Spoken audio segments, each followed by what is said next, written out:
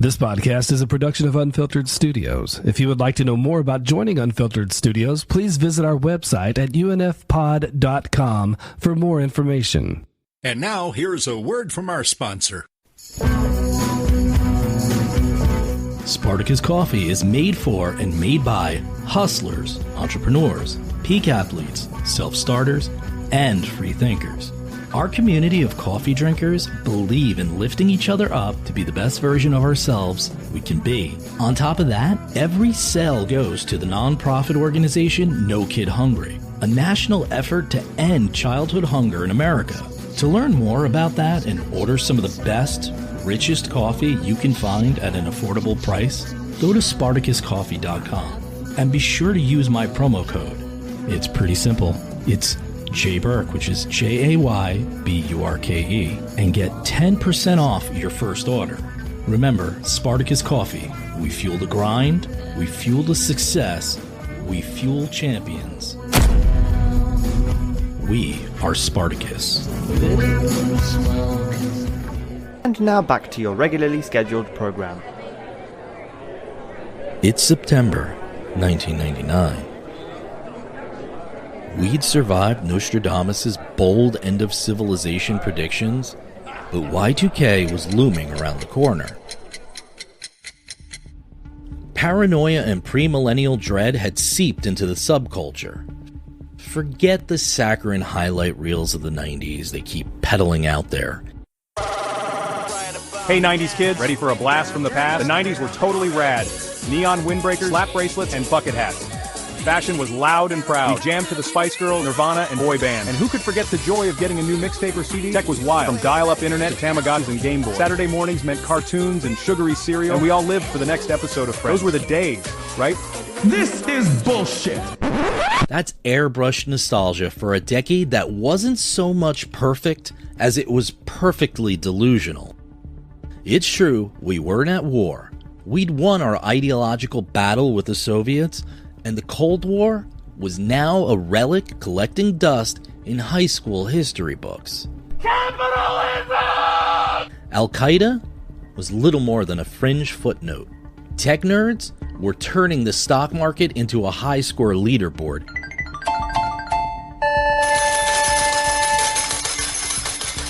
And even the most unemployable guy in town could land a job if he could manage to stumble into an office without spilling his coffee. But this didn't mean we were at peace either. Beneath the dot-com glitz and the Clinton-era calm, there was a strange, buzzing discontent. We were uneasy. Something felt off. That tension, that simmering resentment, this was the space that made 1999 perhaps the best year in film. This was the space that Fight Club occupied.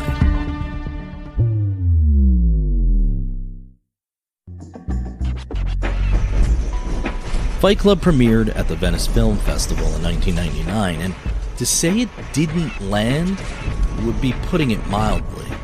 Brad Pitt later recalled, I remember when we first aired it at the Venice Film Festival, we sat next to the guy who was head of the festival. I don't know exactly what his title is.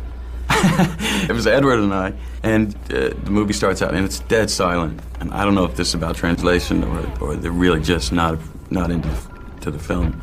And I see the festival ahead, I see him start to go, with bits that I think are really funny. And Edward and I are laughing out loud. We're like the obnoxious Americans laughing at our own movie. As the film approached its explosive finale, boos erupted from the crowd, as loud and visceral as the collapsing buildings on screen. Their black-gray smoke mingling with the opening chords of The Pixies' Where Is My Mind. It's a great song. Everything's gonna be fine. You suck!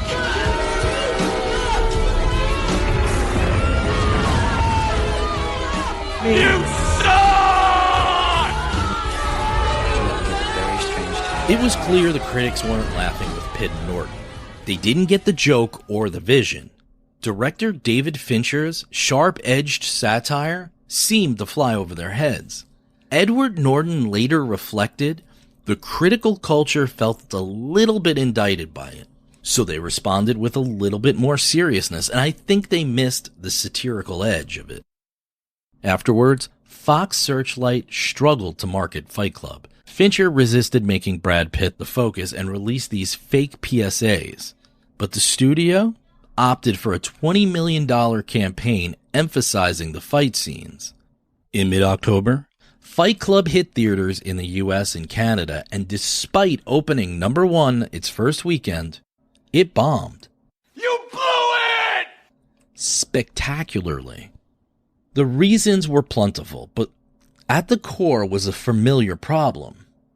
What exactly was Fight Club? I don't understand. I just don't understand. I just don't understand. Looking back, you can see the unrealized life was a dominant theme of 1999's cinematic landscape. Like the critical darling American Beauty or the satirical charm of Office Space will tell you that much. Happiness and security were sold to us like packaged dreams, fleetingly felt in the dopamine rush of an impulse buy or the envious gaze of a stranger who thought you had it all figured out, while inside your soul sat hollow, untouched by it all. But there's something different about Fight Club. While other films of its era captured a pre-9/11 snapshot of society, Fight Club has a prescience that's often overlooked, a warning embedded in its chaos. Something we've been avoiding, something we should have seen, but perhaps weren't ready to confront. Enough, maggot. We're not a beautiful or unique snowflake. We're the same decaying organic matter as everything else. We are all part of the same compost heap. And now in 2025, that warning feels disturbingly relevant as we stare down a dangerous trajectory. In the next 5 years, for every man who earns a college degree, 2 women will graduate.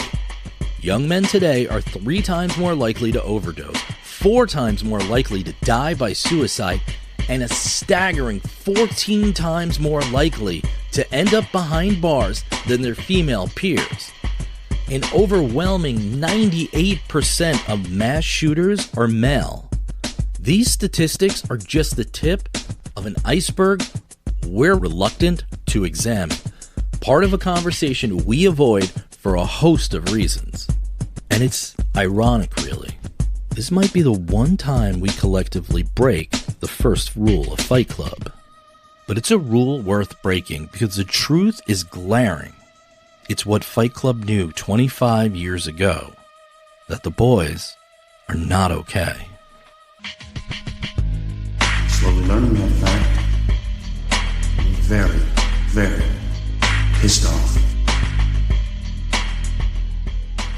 It won't always be a straight line. It won't always be a straight line. It won't always be a straight line. But take the journey. Take the journey. Take the journey. And escape a while for thoughtful excursions into the world of ideas across media, politics, technology, pop culture, and all realms of civic life.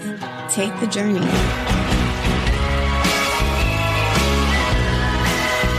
Take the journey. Take the journey. Take the journey. Take the journey. Take the journey. You're listening to The With J. Burke Show.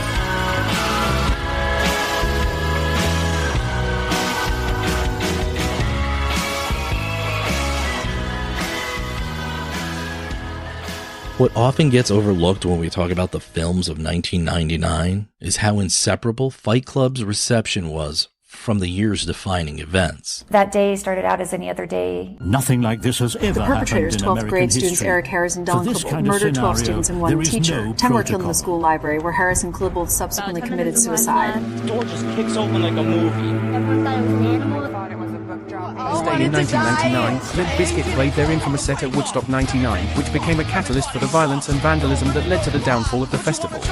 The film landed just months after the Columbine shootings and the chaos of Woodstock 99, 2 seismic instances of male violence that dominated headlines.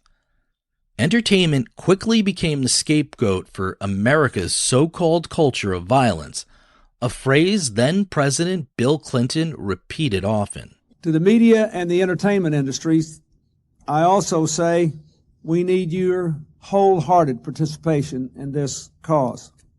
There are many changes which have occurred over the last generation in our society. It is true that we've had a lot of breakdowns in families, schools, and communities. It is true that we have had a rise in the availability of weapons. It is also true that there has been a coarsening of the culture in many ways, and those who influence it must be sensitive to that. Fight Club didn't just arrive in theaters.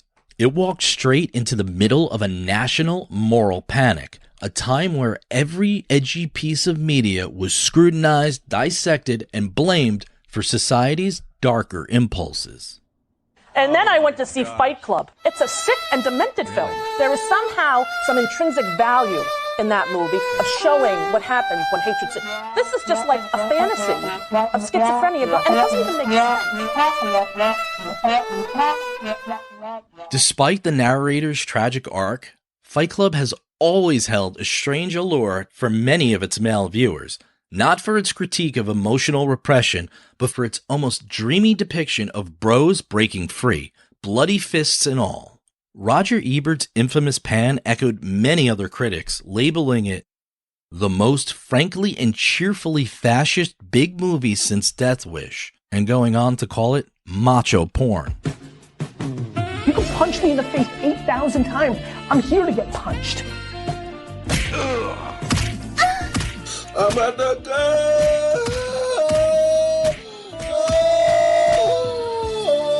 The backlash wasn't surprising. Fight Club is one of those films that feels perpetually misunderstood. It came out at the perfect time, but seemed to speak to the wrong audience. The movie captured the unease of a generation. My generation. People try to put us down. Talking about my generation.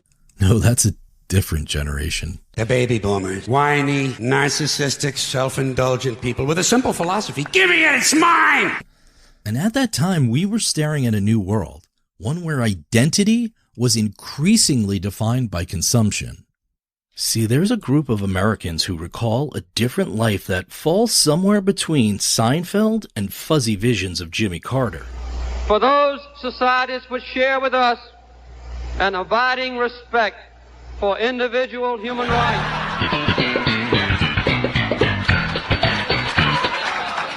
If you fall into this category, you are likely an accidental indoctrinate of Generation X. If you forgot Generation X, you're not alone. Most of our parents did too. It's 10 p.m. Do you know where your children are? A generation that had more in common with the beat poets that haunted the taverns of 52nd Street in the 1950s than the hippies or yuppies preceding them. The last vestige of those who had no trouble circling the rotary phone but shifted seamlessly with the iPhone. Fight Club was tailor-made for Gen X. These were the latchkey kids who grew up skeptical of authority and disillusioned by the false promises of the 1990s. But its themes resonate far beyond this forgotten generation. Millennials, inheritors of Gen X's cynicism, and Gen Z, those grappling with the fallout of a hyper-digital, hyper-consumerist world, have found their own meaning in the film. I felt sorry for guys packed into gyms, trying to look like how Calvin Klein or Tommy Hilfiger said they should. Is that what a man looks like? Self-improvement is masturbation. Now self-destruction. Excuse me. Its critique of soulless work and hollow identities has only grown more relevant in an age defined by side hustles, burnout, and social media facades. The brutish appeal of Fight Club and the coarse boys at the heart of it is the ultimate misdirection.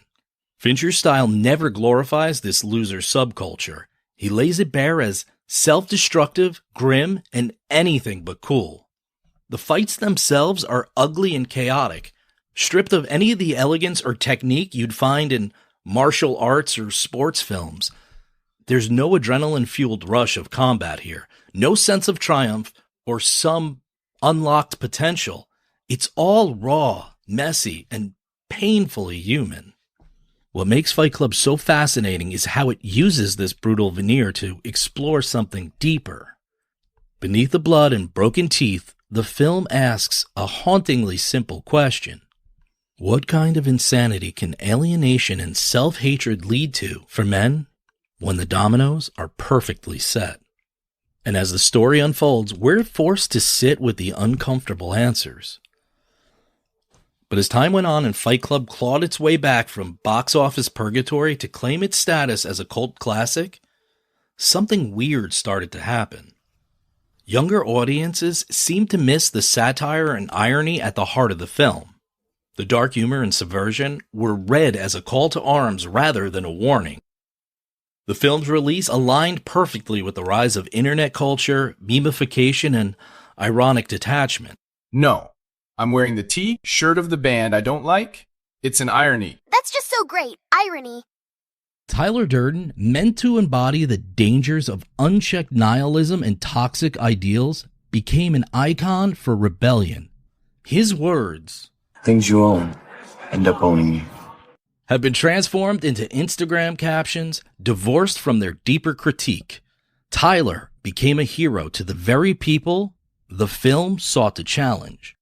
Released in 1996 as a novel by Chuck Palahniuk and adapted into film in 1999, Fight Club taps into themes of disenfranchisement, existential crisis, and the search for meaning in a consumerist, alienating society. These ideas resonate strongly with some of the challenges young men face today, including the rise of incel communities and certain right-wing movements. This movie has altered my brain chemistry. I also imagine myself falling in love with random women. Guess who's back in town? It's the Bad Boy Teenager Club. I'm a king baby. You should be my queen. What's wrong with you? Oops, I farted, and a bit of poopy came out. It's the Bad Boy Teenager Club. It's the Bad Boy Teenager Club. It's the Bad Boy Teenager Club. I loved you.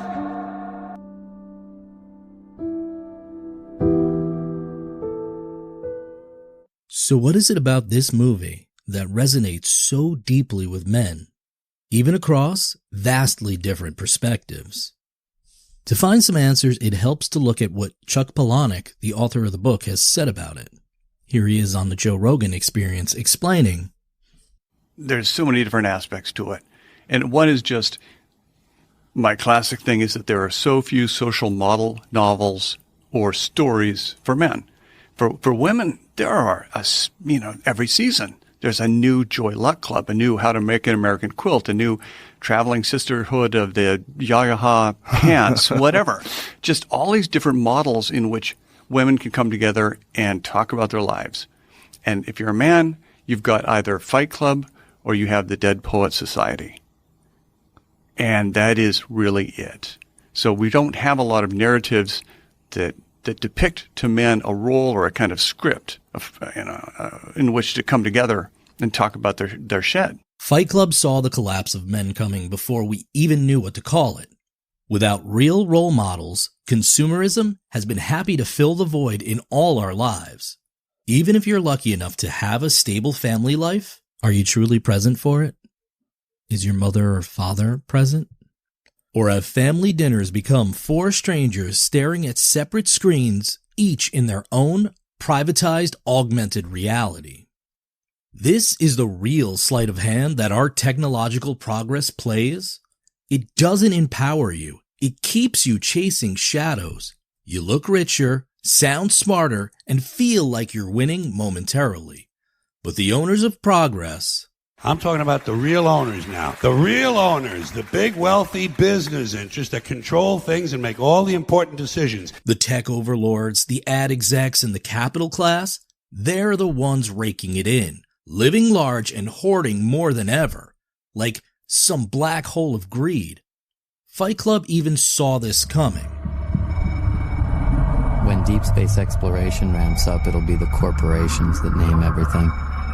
The IBM Stellar Sphere, the Microsoft Galaxy, Planet Starbucks.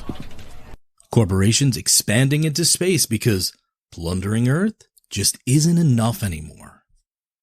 Consumerism doesn't knock you out cold. It seeps into your brain like carbon monoxide, colorless and odorless, until you're suffocating without realizing it. It's not just about the products. It sells identities. Women, of course, have been targets for decades, shamed and sold identities in glossy magazines, and now curated Instagram feeds.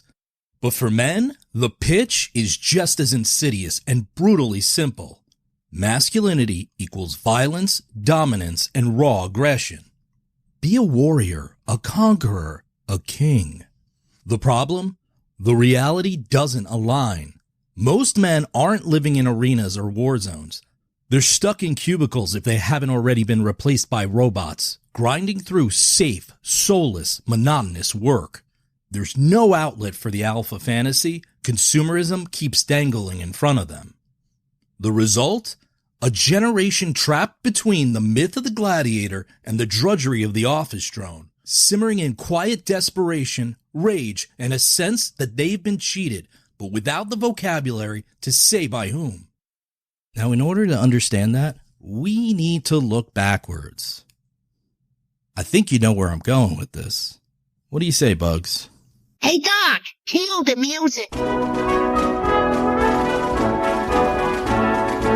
No, Bugs. This isn't American history. Oh, if you think anyone gives two shits, Doc. Find me something else. Like what? I don't know. Something that matches what I'm gonna say. Can you do that? Hopefully, these fine people won't fall asleep. Okay, here we go. Let's get these two awkward terms out of the way. Matriarchy and patriarchy.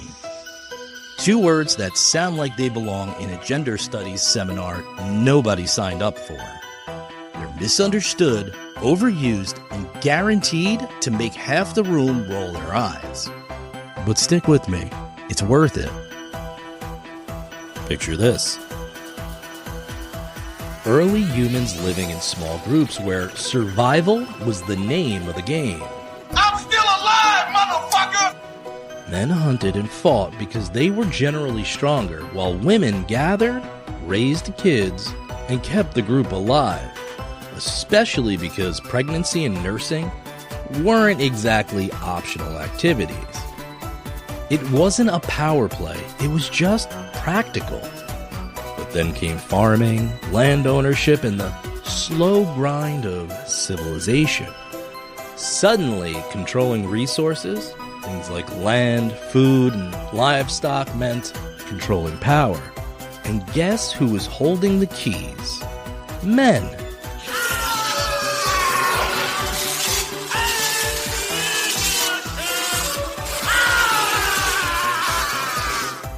Not because they were smarter or better leaders, but because they were the ones lugging the spears and guarding the grain. Here's the kicker, though. Biology might have shaped those early divisions of labor, but it didn't predetermine male dominance. Plenty of hunter-gatherer societies were egalitarian. The real shift came when societies started settling down and power went to whoever could fight for or hoard resources.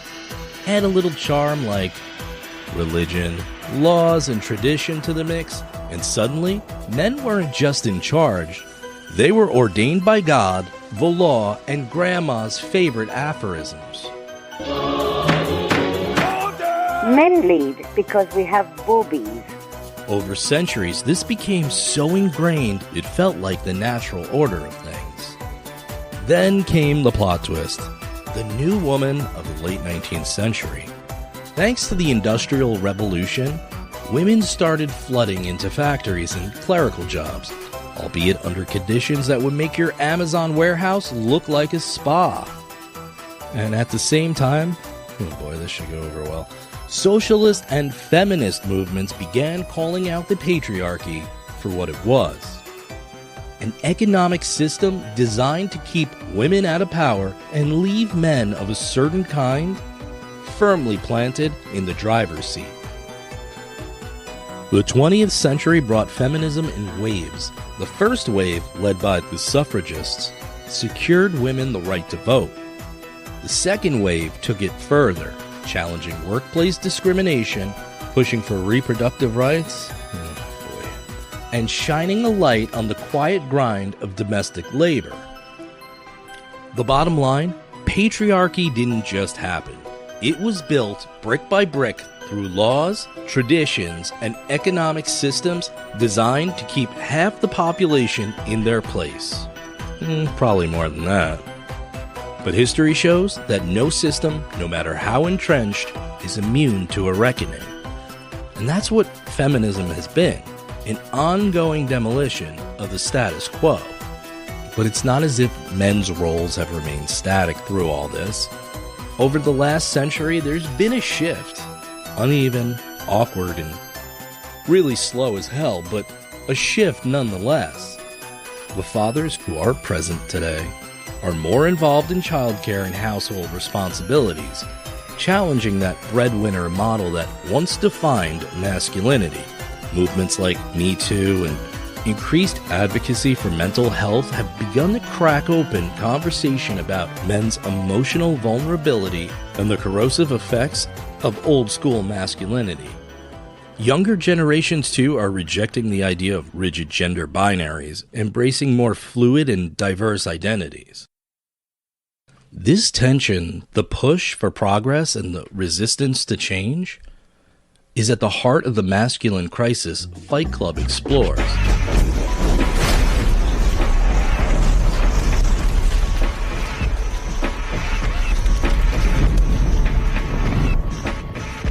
You are not your job. You're not how much money you have in the bank. You're not the car you drive. You're not the contents of your wallet. You're not your fucking khakis. You're the all-singing, all-dancing crap of the world. Men have been boxed into a single role for generations. The stoic provider, the unyielding rock, and until recently, that role hasn't been seriously challenged, at least not on a societal level. And when I say that role, it's pretty indicative of the Western world, not just America. But now that it's crumbling, men need to find a new way forward. I'm not saying every solution involved sobbing into your buddy's shoulder, but there's something to be said for vulnerability.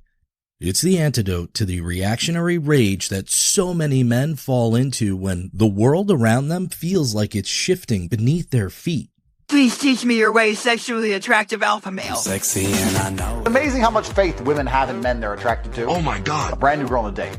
She'll get in my Lambo. I'll drive at 225 miles an hour. Wow, that's unbelievable. And she isn't even scared. Because she thinks I'm sexually attractive, she has zero concern. I'm sexy. That must be an evolutionary thing. That makes sense to me. Meanwhile, while men are busy trying to process what the hell is going on, women have sprinted ahead over the last 50 years. I mean, men really have barely managed a jog. Women now make up about 60% of college students in the U.S., a statistic echoed across much of the developed world. Cultural shifts and initiatives to get more women into traditionally male-dominated fields like STEM have paid off. Men, meanwhile, are another story. Boys are dropping out of high school at higher rates, enrolling in college less often, and add to that the double punch of automation and globalization, which have gutted the industries where men dominated for decades, and you have the main ingredients for all the male crisis disaster you could ignore.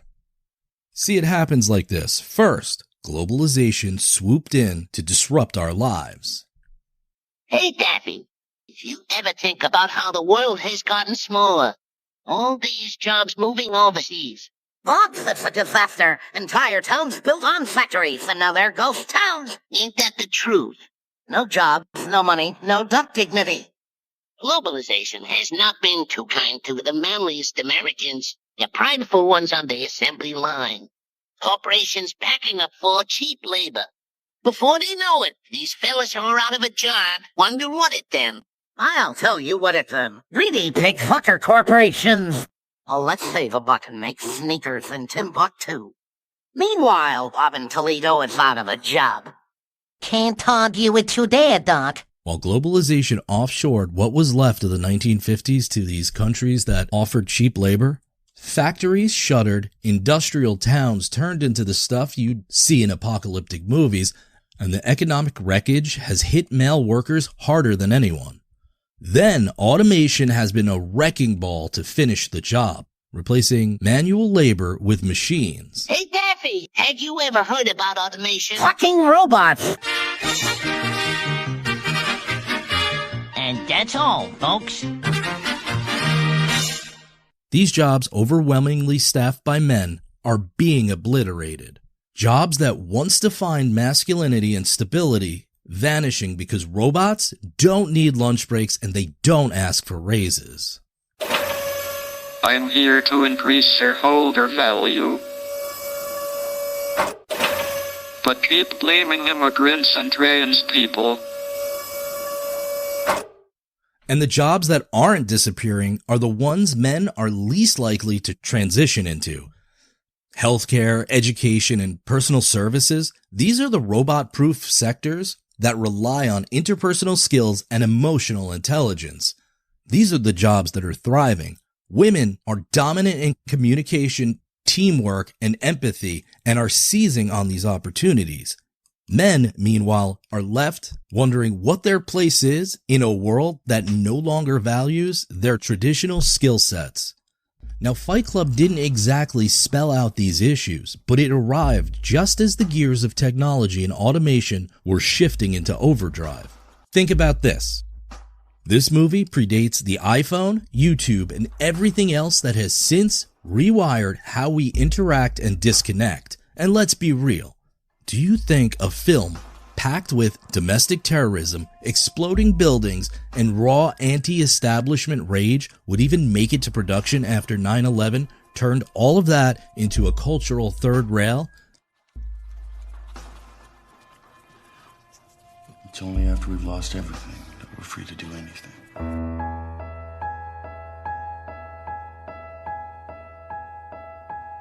At its core, Fight Club offers a simple question about the modern man. What happens when boys lose their human connection? When loneliness festers, and when the seductive traps of consumerism promise fulfillment but deliver emptiness. What makes it worse, what turns this into an existential powder keg, is how invisible it all seems to everyone else. The world either doesn't notice or doesn't care, and the fallout is quietly compounding one lost connection at a time. I see in Fight Club the strongest and smartest men who've ever lived. Potential. I see squandered. God damn it, an entire generation pumping gas, waiting tables, slaves with white collars. Advertising has us chasing cars and clothes, working jobs we hate, buy shit we don't need. The middle children of history, man. No purpose or place. No great war, no great depression. Great war is a spiritual war. Our great depression is our lives. When men feel left behind, the easiest explanation, the laziest explanation, is that someone took something from them. And when the answers aren't obvious, resentment looks for a target. Too often, that target is women. It's a tempting narrative. Women are thriving in education, advancing in the workforce, and achieving levels of independence that were unheard of a few generations ago. And if you're a man struggling to find your footing in a world that no longer guarantees you a steady job, a clear role, or even a defined identity, it's easy to assume that there's a direct cause and effect, that as women gained, men lost. But that's not actually what happened. The real culprits, globalization, automation, economic shifts, and an educational system that hasn't adapted to boys' needs, are far less personal, but much more treacherous. The stable, well-paying jobs that once sustained entire generations of men, they weren't taken by women. They were outsourced, automated, or rendered obsolete. The education system that once funneled men into stable careers, it didn't collapse because women replaced them. It collapsed because the world changed and no one bothered to prepare men for it. But rather than addressing those problems, certain cultural voices, whether in political circles, online forums, or self-proclaimed masculinity gurus, have found an easier answer. Blame women. And this goes to your data, is a lot of younger men don't want to get married anymore. Yeah. They see, oh my God, I have to do this much now?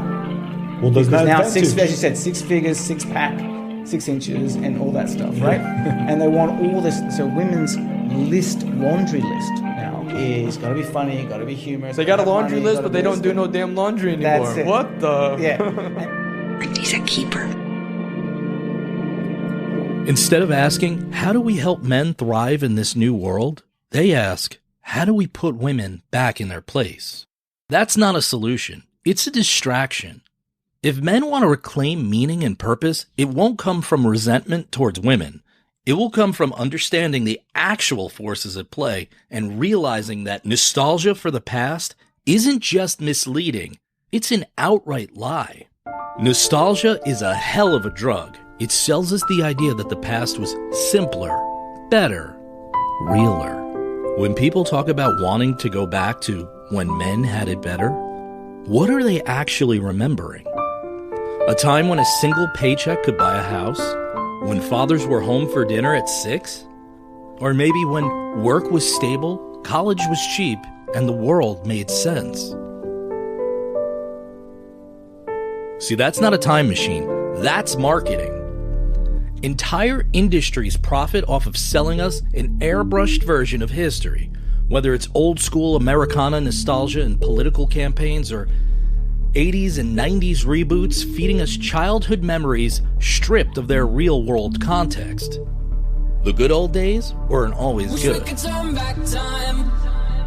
They were just the years when you were young, when you didn't see the struggles happening around you. People remember a time when men were respected, but they don't remember the mass layoffs in dying industries, the unchecked alcoholism and depression in unfulfilled breadwinners, the abusive workplaces where bosses had unchecked power. What they remember is family dinners, but not the women trapped in loveless marriages because they had no financial way out. Even childhood nostalgia plays into this illusion. Saturday morning cartoons, playing outside until the sun came down, family road trips. It feels like everything was better then. But was the world actually better? Or were we just kids, shielded from its complexities? What we mistake for a lost era of stability was really just a moment frozen in time, colored by selective memory and corporate nostalgia campaigns.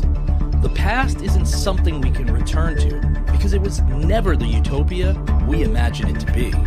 And let me ask you this, even if we could turn back time, let's be real, who actually wants to? Would colleges want to go back to when men dominated higher education? Absolutely not. Right now, women are the better investment. They enroll at higher rates, graduate more consistently, and drive lifelong education markets like professional certifications and workplace training programs.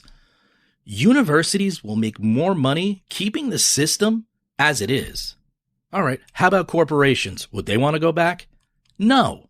The economy thrives on dual income households. Women now make up a majority of the college graduates, as just discussed, and businesses have and will adapt hiring practices, HR policies, and workplace culture to accommodate them. That's not woke. That's more women in leadership, more workplace flexibility, more female-driven industries, because it's good for business. Let me ask you one more thing. Would the government want to go back? Why would I do that? Half of them say they do, but they wouldn't. You know why? Tax revenues, economic growth, and workplace development all depend on keeping women employed. Countries with low female workforce participation see stagnating economies, which is why government policies are partly structured to keep women advancing and not pull them back. You still think I'm wrong? Well, let's look at this. Even male-dominated fields have evolved beyond their old structures. The military has shifted recruitment efforts and now prioritizes AI, drones, and cyber warfare. Physical strength is less relevant than ever. Police departments are struggling to recruit and retain officers, with many prioritizing de-escalation tactics and community-based approaches. Manufacturing and logistics. Do I really have to tell you these jobs weren't stolen by women? They were automated, outsourced, gutted by greedy, sniveling corporate restructuring. The industries that are thriving, healthcare, education, finance, digital services, these are all fields where women excel. And the industries where men historically thrived are shrinking and disappearing. Even consumer spending is structured around keeping women financially independent. Look at advertising. Look at product design. Look at financial literacy campaigns targeted at women. The system has no reason to go back because it's profiting from the new status quo. Taking that into account, we have to face the truth. Going back isn't just impossible, it's not even desirable to those people running the system. So the real question isn't, how do we bring back the past? It's how do we make sure men don't get left behind in the future? If you could fight anyone, who would you fight? Fight my boss, probably. Really? Yeah, why? Who would you fight? Fight my dad. I don't know my dad. I mean, I know him, but he left when I was like 6 years old, married this other woman, had some other kids. He like did this every 6 years. He goes to a new city. When Tyler and the narrator first talk about their fathers, they're sharing a bathroom, which is kind of oddly a fitting backdrop for solitude and honesty, I guess. The narrator sits on the floor, calling himself a 30-year-old boy. This drags up his absentee father, and you sense a mix of bitterness and resignation. Meanwhile, Tyler is scrubbing himself in the tub. It's kind of an oddly homoerotic scene. But anyway, Tyler himself is lamenting his own father's absence. My dad never went to college, so it's real important that I go. That sounds familiar. So I graduate. I call him up long distance. I said, Dad, now what? He says, get a job. Same here. Now I'm 25. Make my yearly call again. I say, Dad, now what? He says, I don't know. Get married. The kicker of this conversation is the last line uttered by Tyler. We're a generation of men raised by women. I'm wondering if another woman is really the answer we need. It's a loaded statement, and in hindsight, Tyler wants the narrator to back off with Marla because he's got bigger plans and thinks she might get in the way. Women. But it's also a statement that plants itself at the heart of the men's movement.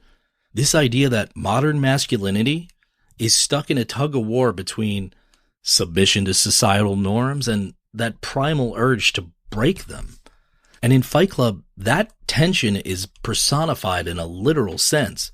Two halves of the same broken man grappling with the contradiction in different ways. It's totally different with us. Us? What do you mean by us? Can't have you talking to her about me.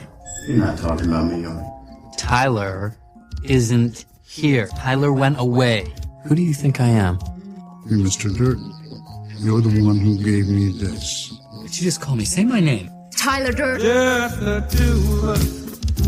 We can make it if we try. Just the two of us. Just the two of us.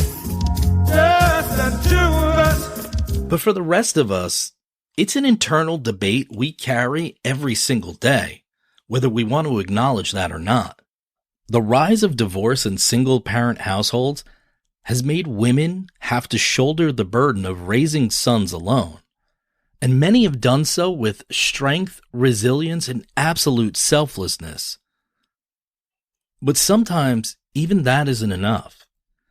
And it's not about the effort, it's about structure. What did you say? Hear me out and let me explain. Both men and women benefit from role models who reflect their identity. Someone they can look at and think, that could be me. That's possible. Or just someone that they can mirror values from. Representation isn't just a buzzword. It's psychological reinforcement. Boys in particular need examples of healthy masculinity that don't just fit into outdated archetypes of dominance or stoicism. So the question becomes, what can we do to help these boys? Well, there are people out there talking about this problem that aren't so much in the spotlight as some others you might have heard of. What the hell are we going to do without men? You look around the city here, you see all these buildings go up, these men, they're doing impossible things, they're under the streets. And I'm not trying to say that marriages have to stick together and divorce shouldn't happen, or that you even have to be married. I think I'm just saying that there needs to be healthy role models in these young men's lives. But before we can even fix it, we need to admit there's a problem. Our fathers were models for God. If our fathers failed, what does that tell you about God? Listen to me.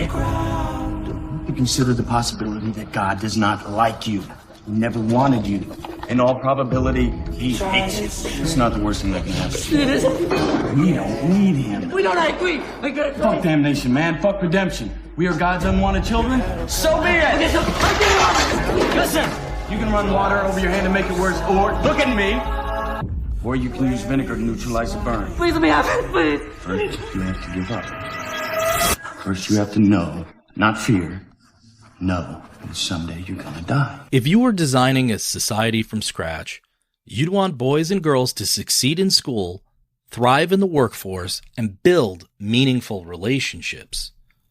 But in 2025, the reality is more complicated than that. The conversation about gender struggles is stuck in a zero-sum illusion. A debate where one side claims feminism has gone too far and the other worries that talking about any male struggles is a stealth attack on women's rights. But the truth isn't either or. It's both and.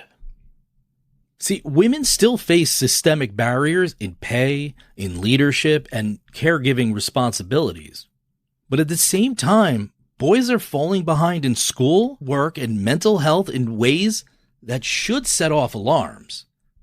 This isn't a competition, it's a crisis, and pretending it's not happening, no matter the race, creed, class, religion, or especially sex, won't make it go away. For decades, we've tracked and debated the gender pay gap. And the fact is that for every $100 earned by men, women take home about $84. And people come up with a lot of excuses for that.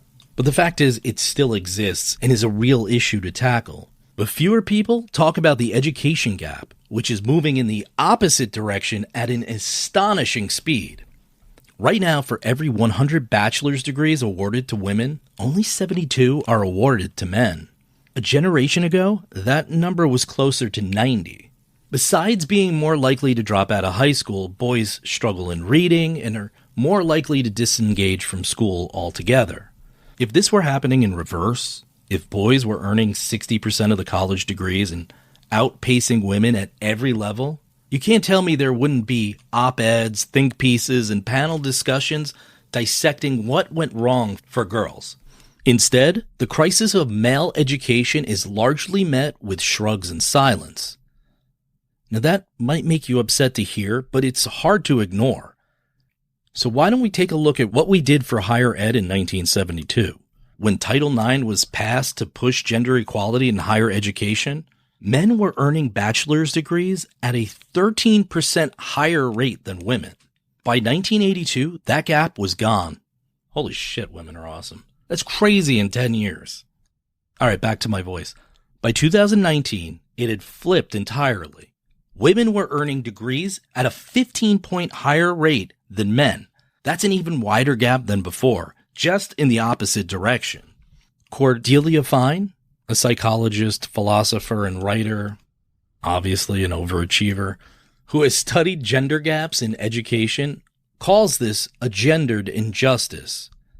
And she's right, because the narrative we've been fed for decades was that education was a battlefield where women needed to fight for a seat at the table. And they did.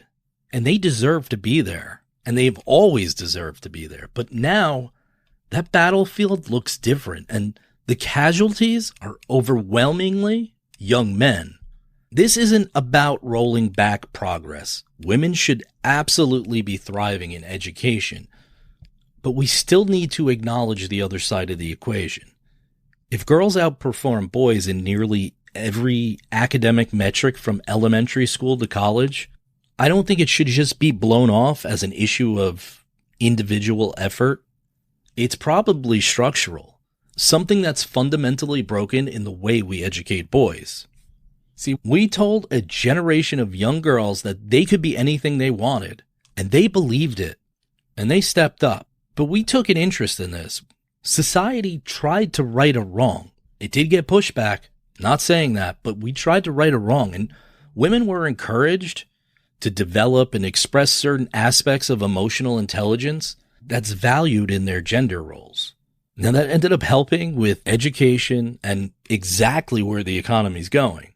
So they were given the tools, the encouragement, and a cultural shift that valued their ambition, and rightfully so. I can't say that enough. But I have to tell you, we told a generation of boys what not to be. Don't show aggression. Don't be too competitive. Don't be reckless. Don't be entitled. And while there was real, true, lasting value in dismantling outdated models of masculinity, we never replaced them with anything. So what do?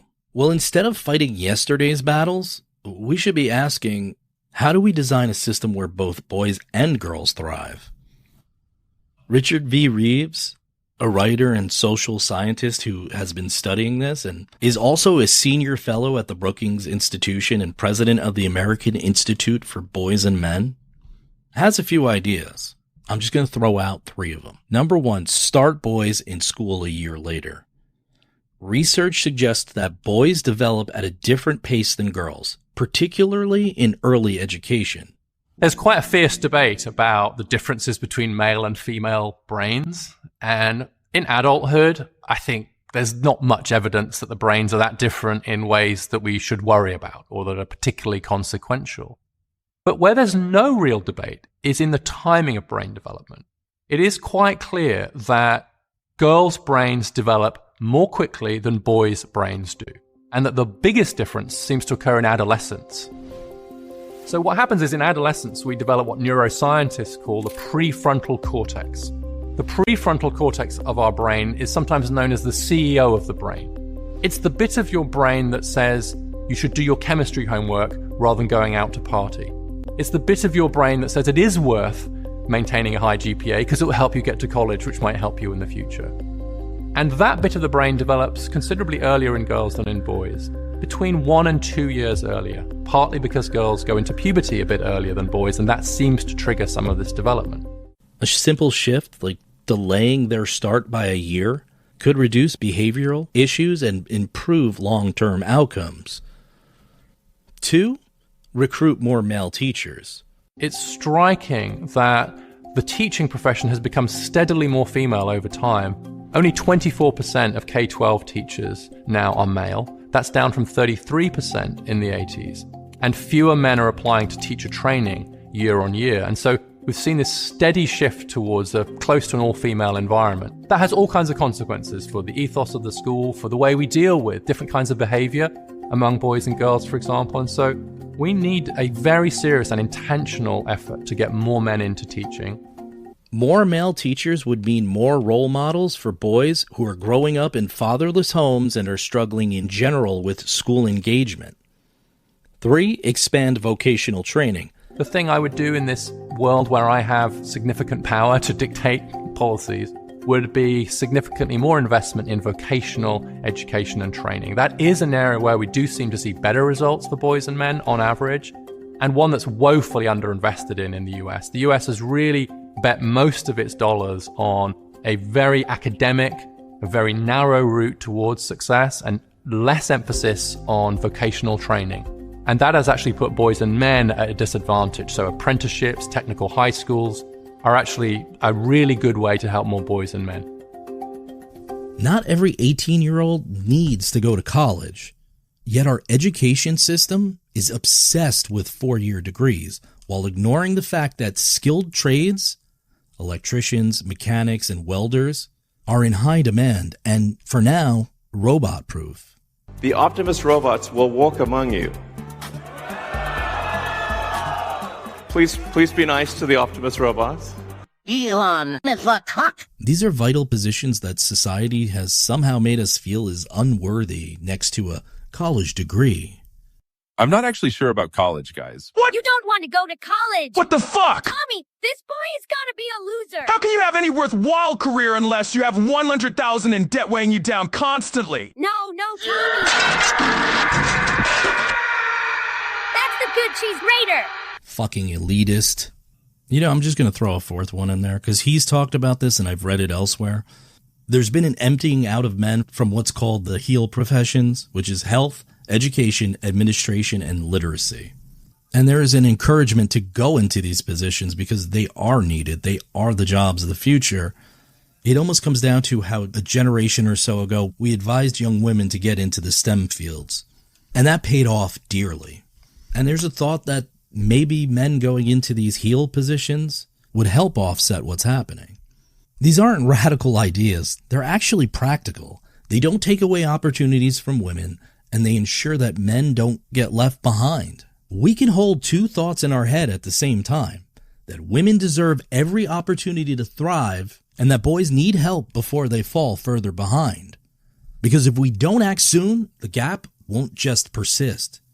It'll grow, and we're already dealing with some of the consequences. They were peaceful, they were orderly and meek. In the world I see, you're stalking out with the damn canyon forest around the ruins of Rockefeller Center. You'll wear leather clothes that will last you the rest of your life. You'll climb the wrist-thick kudzu vines that wrap the Sears Tower. And when you look down, you'll see tiny figures pounding corn, laying strips of venison in the empty carpool lane of some abandoned superhighway.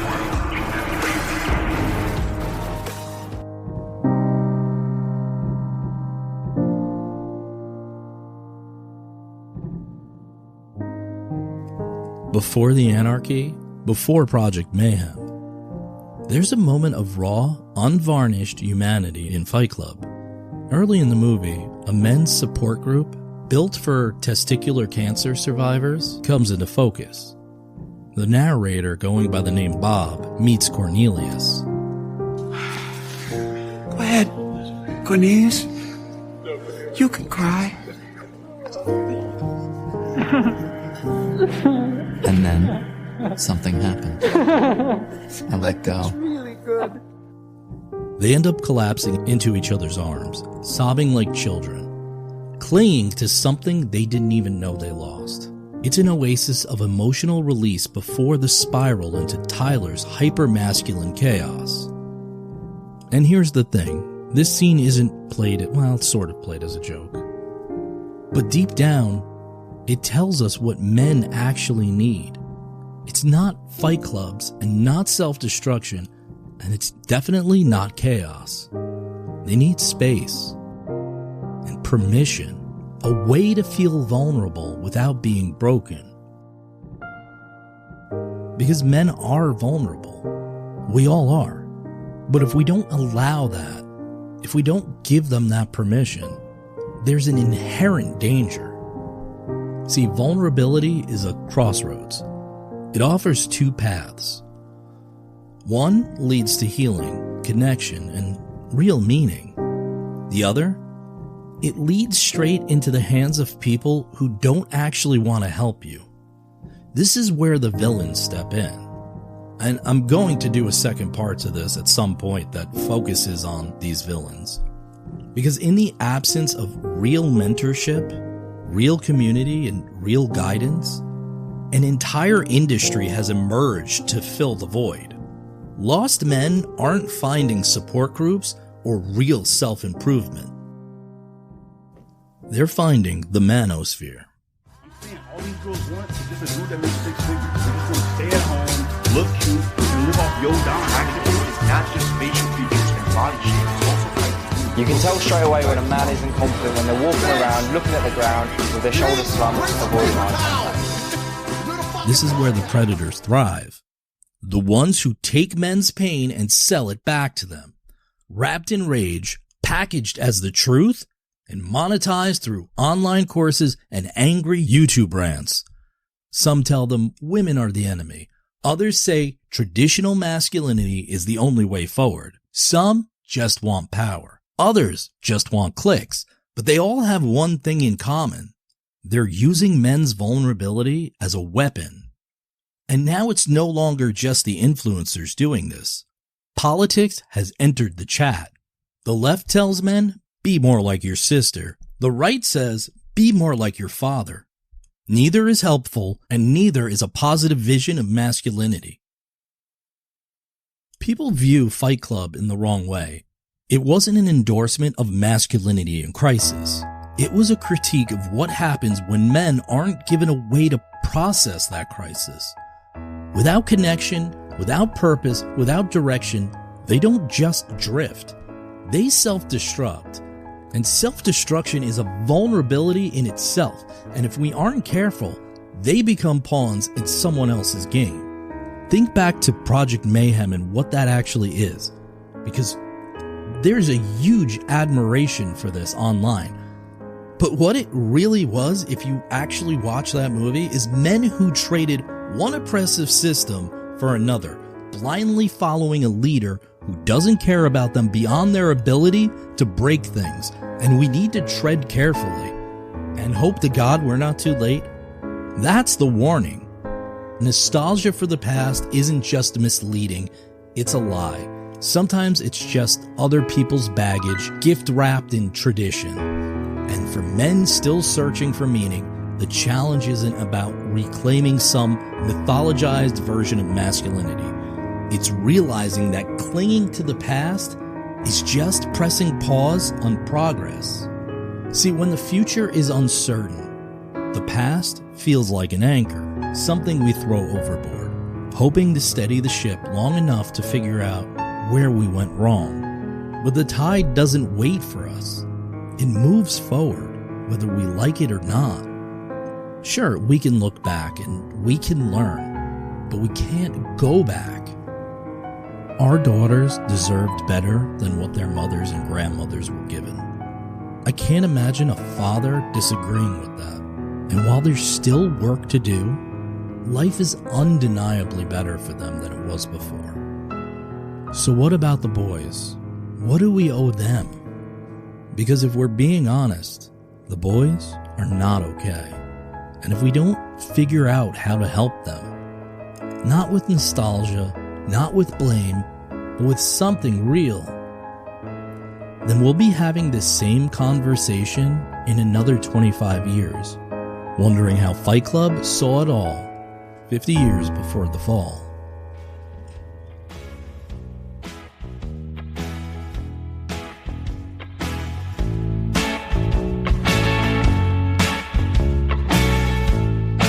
I want to thank you for taking some time out of your day today and listening to the show. We hope you enjoyed today's episode.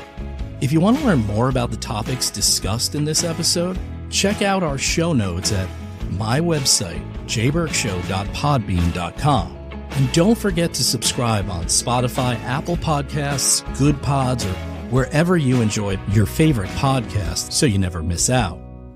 You can also follow us at JBurk Show on Twitter and Instagram, and JBurk17 on TikTok for the latest updates and going-ons behind the scenes. If you enjoyed the show, please leave a review. It helps us improve and grow the show, and each and every one of you has such an impact on that, and I can't thank you enough. Join us next time, and remember, it won't always be a straight line, but take the journey and escape a while for thoughtful excursions into the world of ideas across media, politics, technology, pop culture, and all realms of civic life. You're listening to the With J. Burke Show.